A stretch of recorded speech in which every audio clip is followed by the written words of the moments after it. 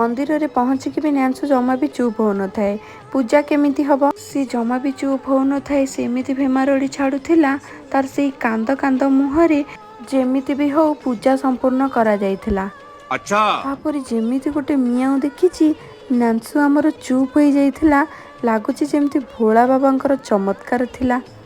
तापरे मो भितरକୁ जाई भोला बाबांको आशीर्वाद आनी आसीथिली।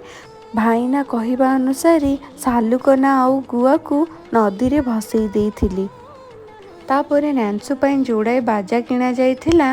न्यांसु जेमिति गाड़ी रे आसिकी बसिछि तार कांद कुआड़े पळेला, खाली नाच बाहरी आसुथिला।